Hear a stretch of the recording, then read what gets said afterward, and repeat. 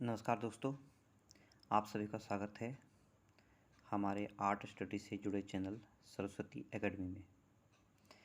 तो इसमें हम प्रागैतिहासिक चित्रकला के अंतर्गत पढ़ रहे थे मध्य प्रदेश के प्रमुख क्षेत्र।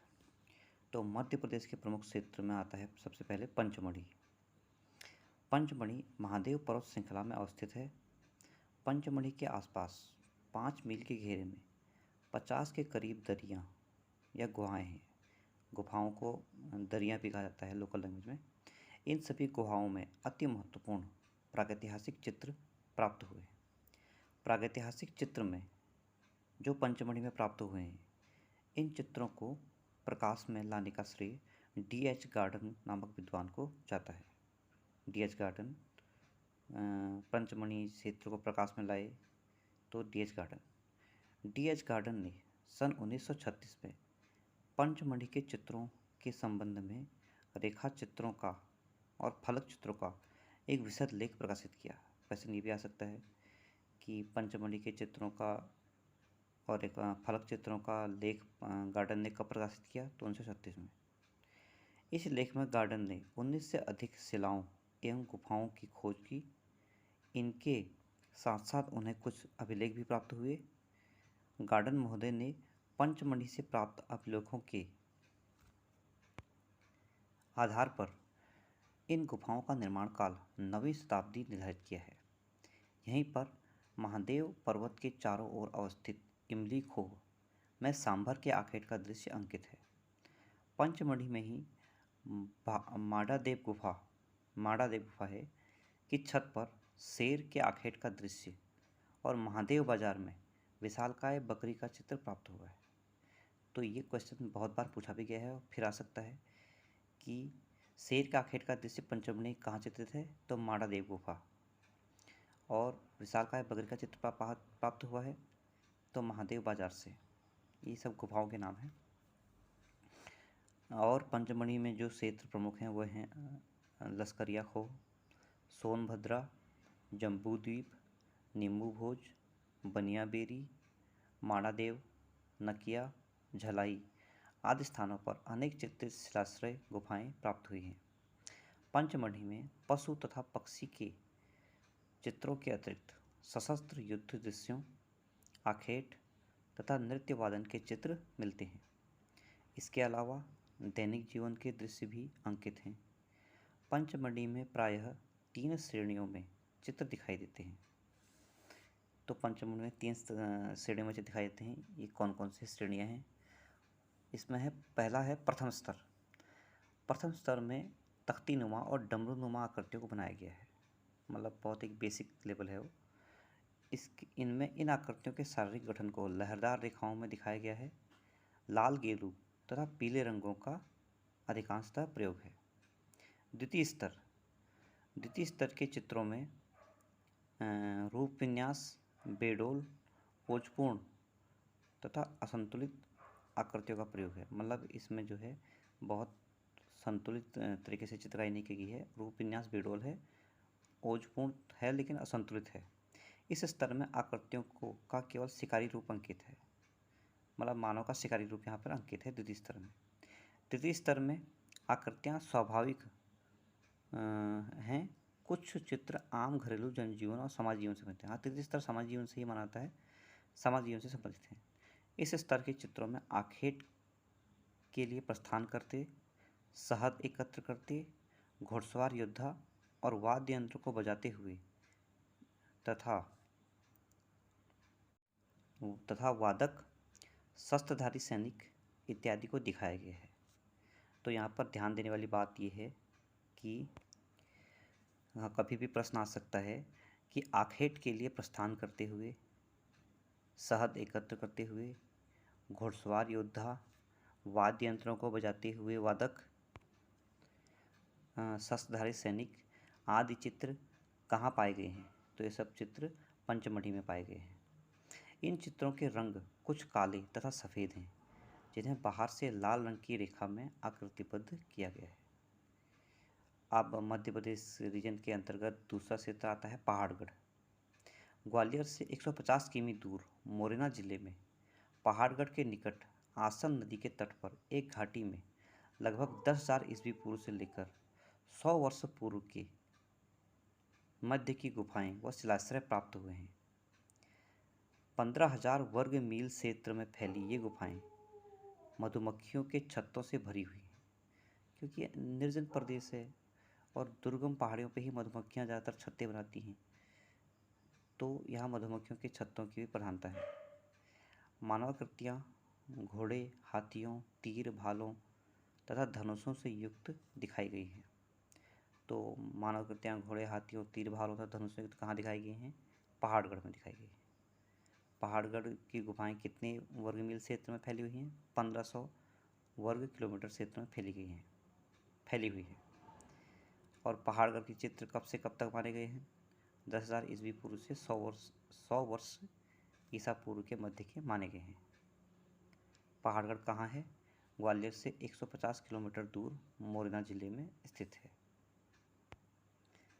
अब नेक्स्ट जो क्षेत्र आता है वो आता है रायगढ़। यह भी मध्य प्रदेश का एक प्रमुख प्रागैतिहासिक चित्रों का केंद्र है। यह मध्य प्रदेश का प्रमुख जनपद है। यहाँ कबरा पहाड़ी क्षेत्रों व सिंघनपुर गांव के निकट कुछ गुफाएं मिली हैं। इसी के पास बौतालदा की प्रसिद्ध गुफा में हिरण, छिपकली व जंगली भैंसे का अंकन है। तो क्वेश्चन इस प्रकार से आ सकता है, हिरण, छिपकली और जंगली भैंसे का चित्र मध्य प्रदेश में कहाँ अंकित है? तो रायगढ़ में अंकित है। और कबरा पहाड़ी कहाँ स्थित है? तो रायगढ़ सिंघनपुर गांव के निकट है। ओके। रायगढ़ में एक दृश्य में मानवों को जंगली भैंसों का शिकार करते हुए दिखाया गया है। ये रेखाएं भावपूर्ण और ओजपूर्ण हैं। अन्य चित्रों में नाचते, युद्ध करते पालतू पशुओं के सजीव चित्र हैं। ये चित्र गेरू, रामरज जैसे भूरे रंगों से बने हैं। अब नेक्स्ट केंद्र आता है भीमबेटका।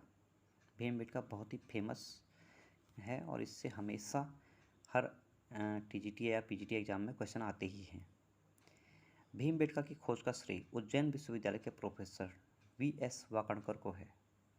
भीमबेटका की खोज किसने की थी? तो वी.एस. वाकणकर ने की थी। ये गुफाएं भोपाल से 60 किमी दक्षिण में भीमबेटका नामक पहाड़ी पर स्थित हैं।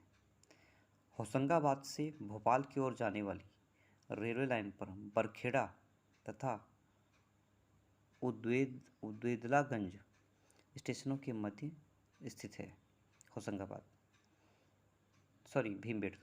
भीमबेटका जो है होशंगाबाद से भोपाल की ओर जाने वाली उद्वेलागंज स्टेशनों के मध्य स्थित है। भीमबेटका मियाँ परसू ब्रैकेट में भीमपुरा नामक आदिवासी गांव से 22 किमी दूरी पर स्थित है।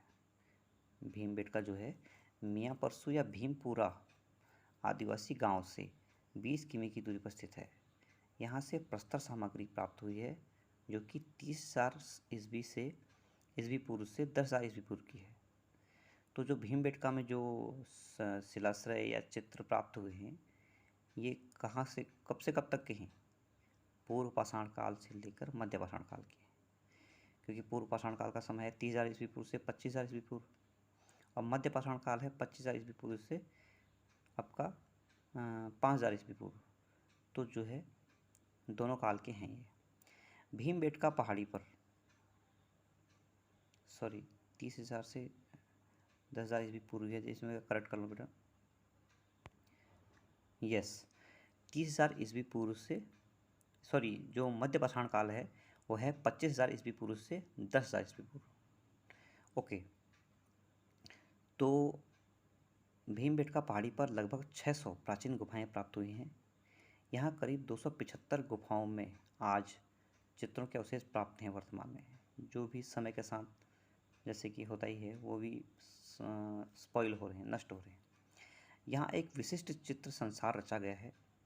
भीमबेटका के चित्रों के 2 स्तर मिलते हैं। फिर भी अगर कहीं क्वेश्चन आता है तो ये लिख सकते हैं हम, अगर ऑप्शन में 275 है तो, कि भीमबेटका में वर्तमान में कितनी गुफाओं में चित्र अवशेष प्राप्त हैं?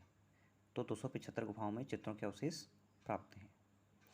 भीमबेटका में जो चित्रों के 2 स्तर मिले हैं वो कब से कब तक के हैं?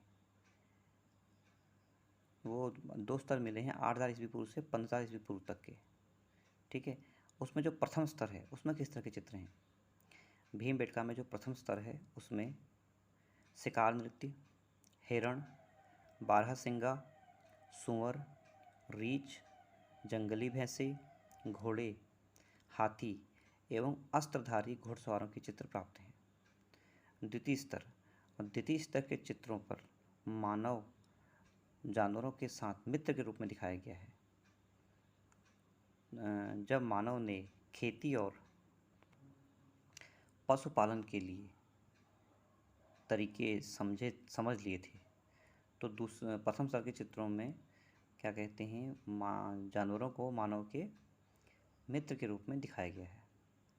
और दूसरा स्तर को जो चित्र हैं उसमें आखेटक, कृषक, ग्वाले आदि चित्रित हैं और प्राचीन प्रस्तर युग से भी प्राचीन मानव के अस्त्र शस्त्र इसमें मिले हैं। अब नेक्स्ट जो स्पॉट आता है मध्य प्रदेश में वो है मंदसौर।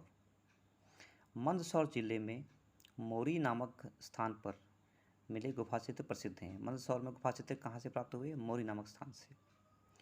यहाँ पर 30 पहाड़ी खोहे हैं यानी कि गुफाएं हैं जहाँ पर प्रमुख रूप से सूर्य, स्वास्तिक, चक्र, स्वरतोभद्र, अष्टदल, कमल और पीपल की पत्तियों के प्रतीकात्मक चिन्ह प्राप्त हैं।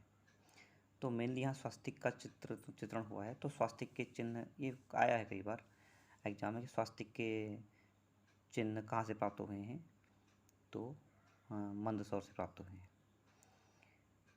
पीपल की पत्तियों का भी यहाँ प्रतीकात्मक अंकन है। मंदसौर में देहाती बांस से बनी गाड़ियाँ, नृत्यरत मानव, पशु और पशुओं को हाँकते ग्वाले दिखाए गए। तो ये मंदसौर के महत्वपूर्ण चित्र थे। अब हम आ जाते हैं होशंगाबाद में। होशंगाबाद नगर मध्य प्रदेश पंचमढ़ी से 45 किलोमीटर दूर नर्मदा नदी के तट पर स्थित है। होशंगाबाद क्षेत्र किस नदी के तट पर स्थित है? नर्मदा नदी के तट पर स्थित है। इस नगर से इटारसी जाने वाले मार्ग में 2.5 मील की दूरी पर यानी कि 1.6 किलोमीटर इज इक्वल टू 1 मील, तो लगभग 3 किलोमीटर 2 मील, लगभग 4 किलोमीटर दूरी पर, मतलब 2.5 मील की दूरी पर आदमगढ़ पहाड़ी पर बने दर्जन से अधिक शिलाश्रय हैं। इटारसी जाने वाले मार्ग से करीब करीब 4 किलोमीटर की दूरी पर आदमगढ़ पहाड़ी के शिलाश्रय हैं। होशंगाबाद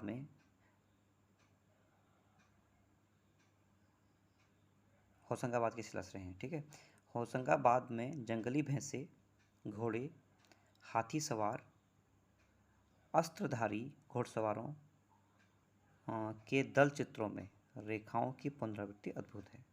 तो होशंगाबाद में जो प्रमुख चित्र कौन से हैं? जंगली भैंसे, घोड़े, हाथी सवार, अस्त्रधारी घुड़सवार, इनके चित्र इसमें उल्लेखनीय हैं। और इसके बाद हम आगे बढ़ते हैं। साथ ही होशंगाबाद में जिराफ ग्रुप 4 धनुर्धारी आकृतियों में गति है और सेपांकन पद्धति से इसमें चित्रण किया गया है। अब हम आ जाते हैं आदमगढ़ में। आदमगढ़ भी मध्य प्रदेश में प्रमुख प्रागैतिहासिक चित्र केंद्र है। आदमगढ़ की एक गुफा में एक हाथी पर चढ़े आखेटकों को जंगली भैंसे का आखेट करते हुए चित्रित किया गया है। मतलब हाथी पर बैठकर भैंसे का आखेट करते हुए चित्रित किया गया है आदमगढ़ में। छलांग लगाते बारहसिंगा का एक चित्र है जो गहरी पृष्ठभूमि पर पीली रेखाओं से उकेरा गया है। छलांग लगाते हुए बारहसिंगा का चित्र आदमगढ़। मध्य प्रदेश के इन स्थानों के अतिरिक्त रायसेन, रीवा, पन्ना, छतरपुर, कटनी, सागर, नरसिंहपुर, बस्तर, ग्वालियर व चंबल घाटी से सैकड़ों दरियों, गुफाओं के आदिमानव के बनाए चित्र प्राप्त होते हैं। मध्य प्रदेश में एक बार फिर पढ़ लेते हैं हम। रायसेन, रीवा, पन्ना, छतरपुर, कटनी, सागर, नरसिंहपुर, बस्तर, ग्वालियर व चंबल घाटी से सैकड़ों गुफाओं में आदिमानव के बनाए चित्र प्राप्त होते हैं। भोपाल क्षेत्र में धर्मपुरी, गुहा मंदिर, सिमलारिल, बरखेड़ा, सांची सेक्रेटेरिएट, अच्छा सांची अलग होगा, सेक्रेटेरिएट अलग जगह होगा, सेक्रेटेरिएट जहाँ सचिवालय है उसके आसपास कहीं, उदयगिरी से आदम चित्रकला के उदाहरण प्राप्त हैं। ग्वालियर क्षेत्र में शिवपुरी के पास भी आदिम चित्र प्राप्त हुए हैं। नेक्स्ट हम आ जाते हैं सिंघनपुर में, जो मध्य प्रदेश में चित्रकला का महत्वपूर्ण केंद्र है सिंघनपुर। सिंघनपुर के चित्रों की खोज किसने की थी? ये बहुत महत्वपूर्ण क्वेश्चन है। तो सिंघनपुर के चित्रों की खोज 1910 ईस्वी में डब्ल्यू एंडरसन ने की थी। इसके पश्चात दूसरा किसने शोध किया है, दूसरा किसने परिचय दिया? तो दूसरे नंबर पर 1913 होना चाहिए, क्योंकि 10 में उन्होंने की। तो 1913 ईस्वी में अमरनाथ दत्त ने, ये 13 ही है, 1900 उसके पश्चात अमरनाथ दत्त ने 1913 ईस्वी में और 1917 ईस्वी में, सॉरी, अमरनाथ दत्त ने 1913 ईस्वी में इन चित्रों का परिचय दिया और 1917 ईस्वी में पर्सी ब्राउन ने सिंघनपुर के चित्रों का परिचय दिया। सिंघनपुर के चित्रों की खोज का श्रेय जो जाता है 1910 में डब्ल्यू एंडरसन को जाता है। उन्होंने ग्राम मध्य प्रदेश की और रायगढ़ रियासत में गांठ नदी के किनारे पूर्व की ओर स्थित है ये जगह, और यहाँ पर ये चित्रों की खोज हुई। सिंघनपुर ग्राम में 50 चित्रित शिलाश्रय एवं गुफाएं मिली हैं। गुफाओं के द्वार पर असंयत कंगारों के चित्र मिलते हैं। असंयत मीन्स जो मतलब बहुत असंतुलित हो रहे हैं। ओके। सिंघनपुर के पास सुरंगनुमा गुफा में पशुओं के अंकन बहुतायत में मिले हैं। ओके। सिंघनपुर में जो चित्र प्राप्त हैं उनमें घोड़ा, बारहसिंगा, हिरण, भैंसा, सांड, सूंड उठाए हाथी तथा खरगोश आदि का सजीव अंकन हुआ है। तो ये क्वेश्चन आ सकता है कि घोड़ा, बारहसिंगा, हिरण, भैंसा, सांड, सूंड उठाए हाथी, इनका चित्रण कहाँ मिला है? तो सिंघनपुर में मिला है। सिंघनपुर में ही एक गुफा की दीवार पर जंगली सांड को पकड़ते हुए बर्छी से छेदते हुए आखेटकों का मनोहारी चित्र अंकित है। तो जंगली सांड को पकड़ते हुए और बर्छी से छेदते हुए चित्र कहाँ से प्राप्त हैं? सिंघनपुर से प्राप्त हैं। इसी दीवार पर एक चित्र में घायल भैंसा बुरी तरह से तीरों से बिधा हुआ दम तोड़ रहा है। घायल भैंसे का शिकार बहुत इंपॉर्टेंट क्वेश्चन है और बहुत बार पूछा गया है। सिंघनपुर। इसी के चारों ओर भाले लिए हुए शिकारियों का चित्र है। भाले लिए हुए शिकारी घायल भैंसे को मतलब उसको उन्होंने शिकार किया है उसका, और वह दम तोड़ रहा है। सिंघनपुर क्षेत्र में कबरा पर्वत, करमागढ़, खैरपुर, बोतालदा में अनेक शिलाश्रय व गुफाएं प्राप्त हुई हैं, जहां क्षेपांकन विधि से कार्य हुआ है। क्षेपांकन विधि मुझे डाउट रहा है, वैसे ये वही होनी चाहिए, स्प्रे मेथड, लेकिन फिर भी मैं इसको कंफर्म करके अपने नेक्स्ट वीडियो में या कमेंट सेक्शन में बता दूंगा। तो जो यहाँ सिंघनपुर में कबरा पहाड़ है, करमागढ़, खैरपुर, बोतालदा में क्षेपांकन विधि से कार्य हुआ है। सिंघनपुर में कबरा पर्वत और उपरोक्त दिए अन्य चित्रों को इतिहासकार गार्डन ने पर्याप्त परवर्ती माना है, मतलब बाद के समय के। परवर्ती, पूर्ववर्ती और परवर्ती। पूर्ववर्ती मीन्स पहले का, परवर्ती मीन्स बाद का। तो गार्डन जो विद्वान थे, D.H. गार्डन, उन्होंने ये सिंघनपुर के चित्रों को थोड़ा नया माना है, मतलब बाद के समय का माना है। तो मित्रों, अभी के लिए वीडियो 15 मिनट से ऊपर हो गया है, और सिंघनपुर में अभी कुछ और आपके कुछ और क्षेत्र बच गए हैं, जैसे मिर्ज़ापुर है। मिर्ज़ापुर के बाद आपका लिखोनिया है, मानिकपुर है, विंडम है, करियाकुंड है। तो ये जो भी क्षेत्र रह गए हैं ये हम नेक्स्ट वीडियो में आपके साथ डिस्कस करेंगे। तो तब तक के लिए आपसे बाय, और उम्मीद करता हूँ आपको ये नोट्स अच्छे लगे होंगे, और प्लीज़ अपने सुझाव कमेंट सेक्शन में दें, और इस चैनल को लाइक और सब्सक्राइब करें। धन्यवाद।